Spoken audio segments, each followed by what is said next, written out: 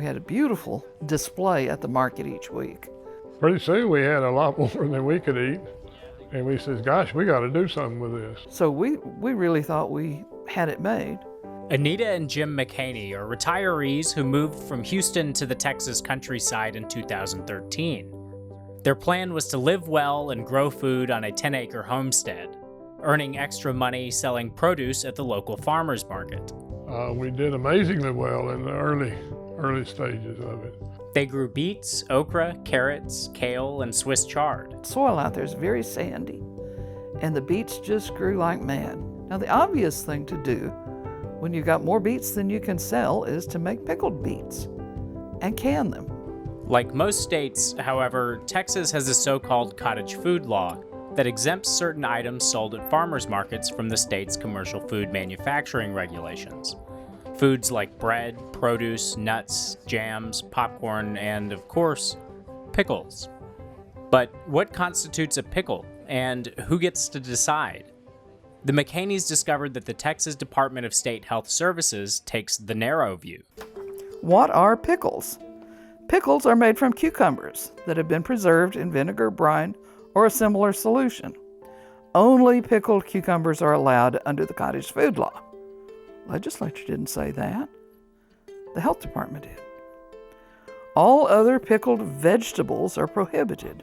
So, in order to sell their pickled beets at the farmers market, the McHaneys needed a commercial food manufacturer's license, to build a commercial kitchen, to submit the recipes to a government contractor at Texas A&M University, and to register for a $700 food manufacturing class. And it's only once a year, so if you miss this October, man, it's a whole year before you get another shot at it. We got right down to signing up for the class. I was going to take it despite the fact people said, you won't learn a damn thing in there.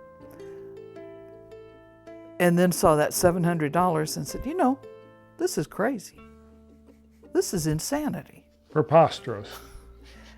The McHaney's neighbor, Virginia Cox, also grows and sells food at the local farmers market. She'd like to be able to pickle her leftover okra. I could make a whole lot more on it pickled, because if it doesn't sell this week, I can take it back to the market next week. If it's fresh and it doesn't sell this week, it's not going to sell next week. Today, the McHaney's farm lies fallow, but they have decided to take the state of Texas to court with the help of the Dallas law firm Drinker, Biddle, and Reith, who took on the case pro bono. Their main argument is that the regulations on cottage food production are unreasonable and stifle their economic opportunities. People can't afford that kind of stuff. That shuts them out. As precedent, the McHaney's case invokes the landmark 2015 decision by Justice Don Willett, striking down occupational licensing for Texas eyebrow threaders.